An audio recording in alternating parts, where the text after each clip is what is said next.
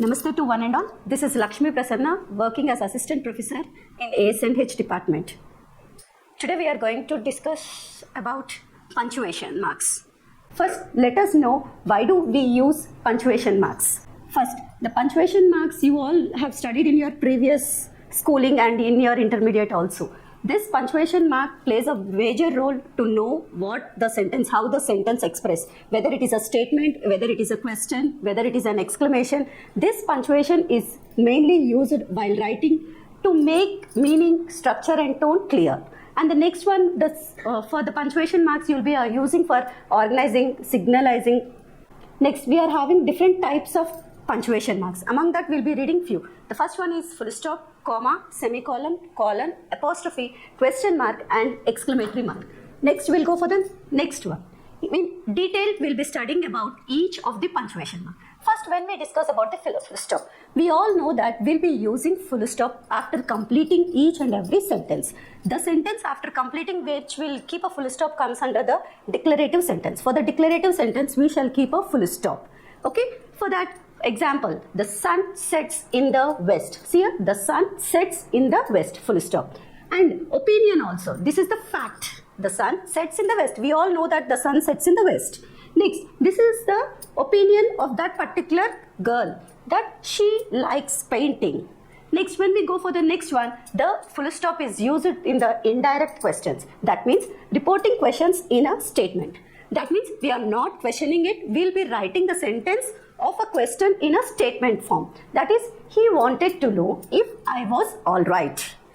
I'll repeat once again. He wanted to know if I was all right. Full stop. Next, she wondered if he would ever come back. This comes under the full stop. Next, we'll go with the comma. The comma plays a major role to divide the items in the list. For example, when you see a sentence like I like apple, banana, fruits. Some of the fruits I like. In that, when you start specifying it as apple, banana, oranges. See here, I have given you an example here, dividing items in a list to clarify. See here, we purchase apples, bananas, oranges and grapes. Then the next case, we'll be keeping a comma after the greeting word or a phrase. That one is good afternoon, dear students. The teacher have come to the class and she is wishing the students. That is good afternoon, comma, dear students. After lunch, we visited the park. After the lunch, they have visited the park. They are separate. Next, to distinguish between two independent clauses connected by and with the and, but, or, so and yet. In a sentence, when it is two clauses are there, we'll be connecting with the two clauses with the comma. See here the example, I was planning to go out, comma, but it started raining. When I was planning to go out, then only it started raining, but it started raining. Okay, we'll go for the next one. See here, this comma again will be using for giving the extra information. For example, here, my brother who resides in Delhi is coming to see us today. That means my brother who is living in Delhi is coming to see us today. Okay, that is the extra information we are giving. Next, when we come to the next one, between the adjectives that occur before a noun. That means we'll be separating the two adjectives by giving a comma. Here, she wore a bright, beautiful dress. Here, bright is one of the adjective, beautiful is one of the adjective. So, between these two adjectives, we are separating it with a comma here.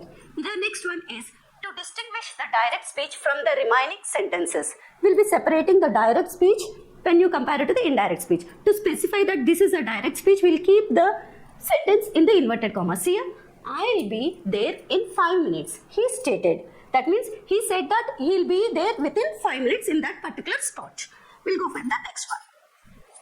Next, we'll discuss about semicolon. We have discussed about full stop, we have discussed about comma. Now we are going to discuss about the semicolon. This semicolon is used to closely related independent clauses, to join two independent clauses. Okay, for that we have given you an example here. See, I completed my homework. That means I have completed my homework. Now I can relax. When you complete your homework, you'll be happy, you'll be free to do any other work. That here, I completed my homework, inverted semicolon, sorry. Now I can relax. Next, the semicolon not only in that purpose to join the two independent clauses, we also used in the items in the list that already contains commas. Okay, see here, we went to Chennai, Tamil Nadu. Chennai, Tamil Nadu. Kochi and Kerala, and Panaji, Goa. That means already it is divided with the commas. Okay. In that we are dividing two things with the semicolons. Okay, students. Next we'll go with the next one. Here, the next slide we are discussed about the column. This is introducing a list. When you have a list, you'll be keeping here. For example, you must take the following with you: pencil, ruler, and a notebook. If you are going to any other class, the teacher will be instructing you. You have to carry your own pencil, ruler, and notebook to note down what the teacher is saying. So you will be keeping a column and you will be keeping a comma in between each of these items.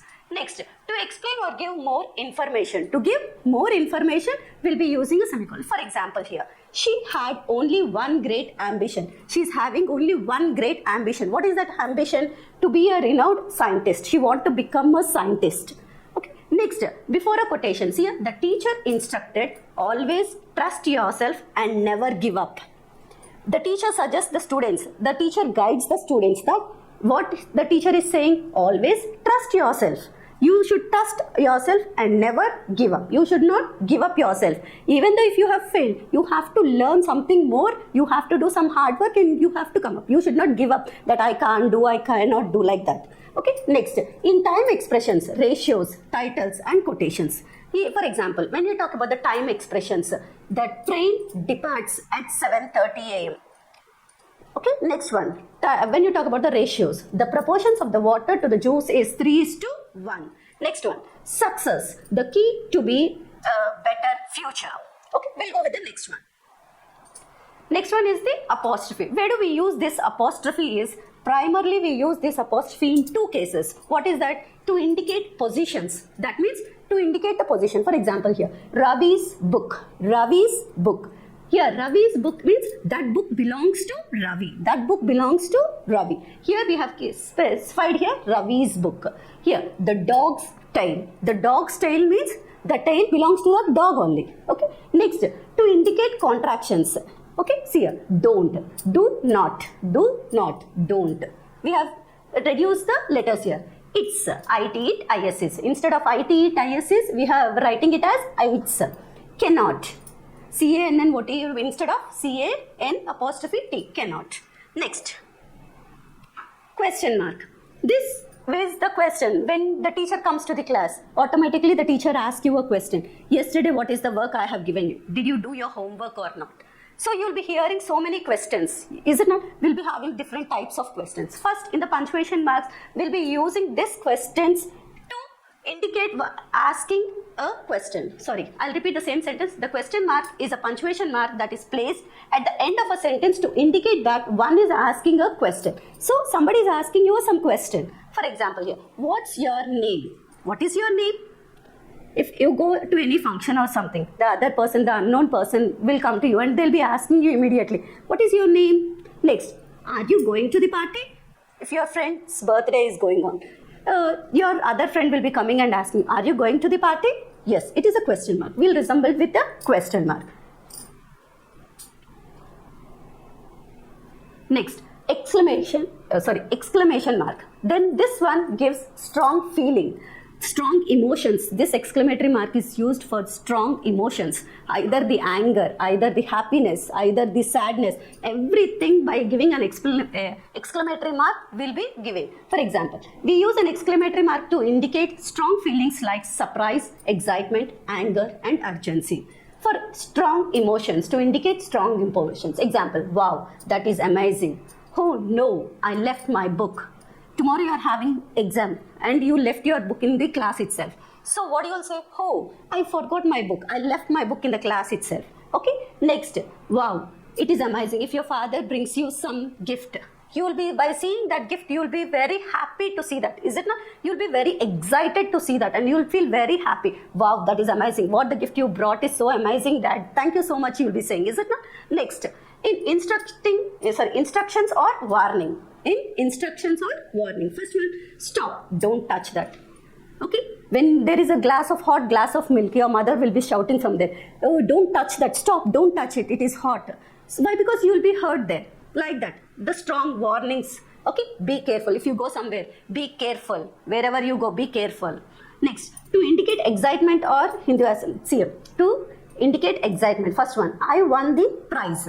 I won the prize. If you have achieved a prize, that we have conducting a this debate competition now. So if the team have won that in the debate competition, you'll be very happy. Wow, I won the prize. You'll be very happy. That is excitement. Next, happy birthday. If when you wish your friend happy birthday. Okay, we'll go with the next slide. Thank you for giving this opportunity.